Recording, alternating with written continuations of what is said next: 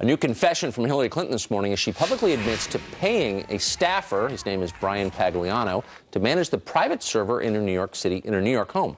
Elizabeth Pran is live with the latest developments from Washington. Good morning, Elizabeth. Good morning, Tucker. Yeah, the presidential candidate addressed reports a State Department aide set up her personal email during her tenure as Secretary of State, meaning he worked for her personally while not actually naming Brian Pagliano on Saturday, insisting the arrangement was anything but illegal. Despite reports, the former staffer says he would invoke the Fifth Amendment rather than testify about the matter before Congress. Clinton publicly urged anybody involved in the investigation to cooperate. I feel strongly that the facts are the facts, and we've been repeating them over and over again. We will continue to do so, and I would very much urge anybody who is asked to cooperate to do so. Congressional investigators want to know if Pagliano may have some knowledge about what happened to the 30,000 emails that Clinton deleted from that server, and if there's any evidence of destruction. And if the ongoing email scandal, which experts say is hitting her poll numbers very hard, or bringing down the Democratic frontrunner, she refuses to show it. She told voters she enjoys hearing what's on their minds as she accepted the endorsement by New Hampshire Democratic Senator Jeanne Shaheen just yesterday.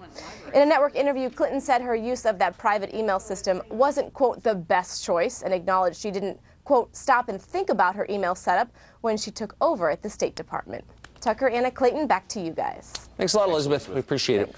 The scandal, of course, around emails has been one of the big criticisms you've been hearing from Donald Trump out on the campaign trail as of late, attacking her for trustworthiness. The war of words, though, heating up between the two as they've been going out on the stump. And Donald Trump saying some pretty vicious things about Hillary Clinton, about her trustworthiness, but she's been firing back. And I'm surprised to hear her taking on Donald Trump now. Listen to Hillary Clinton out on the stump. Mr. Trump insults and dismisses women. He's been throwing a lot of heat my way. I do find a lot of what he says pretty ridiculous. Whenever he is pressed about the things he says about women, he says he loves women.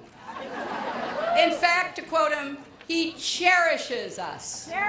Well, if it's all the same to you, Mr. Trump, I'd rather you stop cherishing women and start respecting women.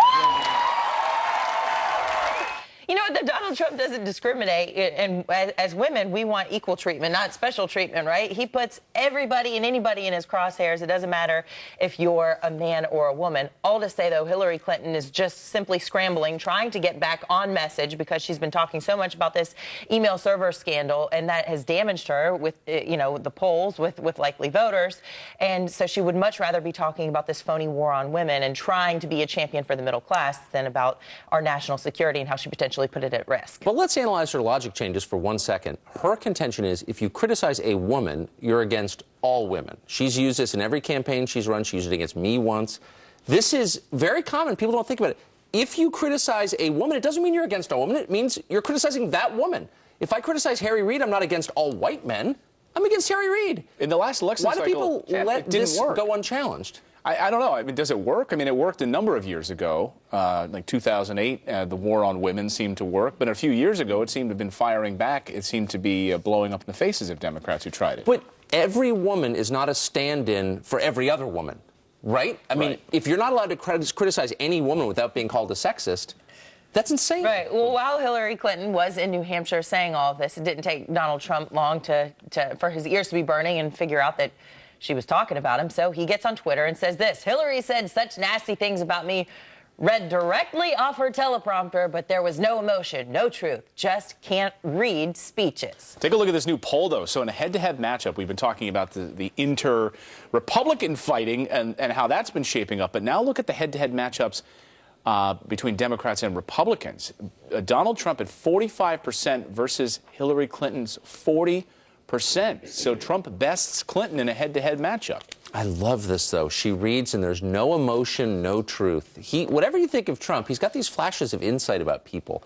You know, Jeb is a low-energy guy. Hillary is sort of dead inside. I mean, it's really revealing. She reads it with no emotion. I mean, that's so true. Yeah, but rather than address the issue, he just, diverts. Look at this shiny thing over she here. doesn't address his issue, which is like he's making all these points about policy, and she's like, you're a sexist, shut up. Right? Well, I guess it's going both ways. Meanwhile, did you watch, if you saw social media yesterday, there were a lot of people posting tons of photos as they were at that rally down there in Kentucky for Kim Davis, who had been jailed, of course, for refusing